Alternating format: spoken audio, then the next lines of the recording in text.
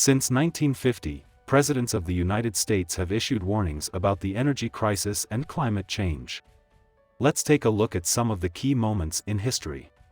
In 1961, President Kennedy emphasized the need for energy independence, and warned of the consequences of not addressing the then urgent energy crisis.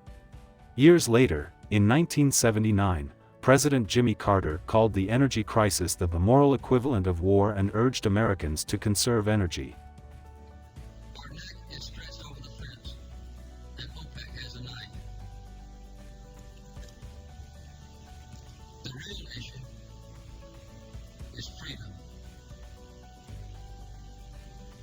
We must deal with the energy problem on a moral footing.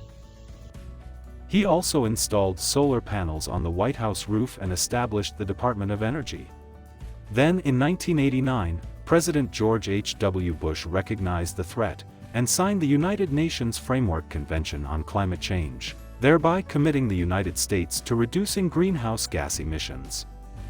We all know that human activities are changing the atmosphere in unexpected and in unprecedented ways.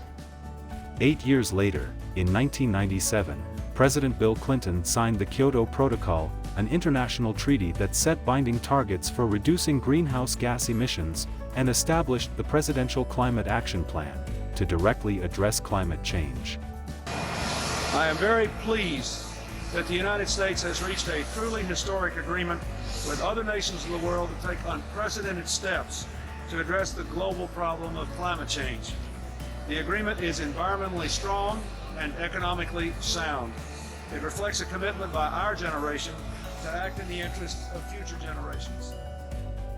Another 12 years passed, until in 2009, President Barack Obama recognized the importance of addressing climate change and took a number of steps to reduce greenhouse gas emissions, including establishing the Clean Power Plan, which set emissions limits for power plants, and then signing the Paris Agreement, a global treaty to combat climate change. No matter what country they're from, no matter what language they speak, every one of them can look at this image and say, that's my home. And we're the first generation to feel the impact of climate change. We're the last generation that can do something about it. And now, as recent as 2021, President Joe Biden made addressing climate change a top priority of his administration. He has recommitted the United States to the Paris Agreement and has outlined a plan to transition the country to clean energy and reduce greenhouse gas emissions. We're talking about American innovation, American products, American labor. And we're talking about the health of our families and cleaner water, cleaner air, and cleaner communities. We're talking about national security, America leading the world in a clean energy future.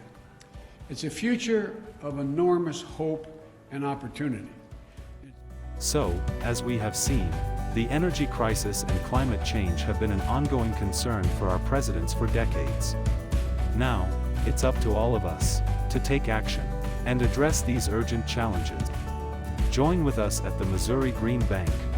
Together, we can make a difference.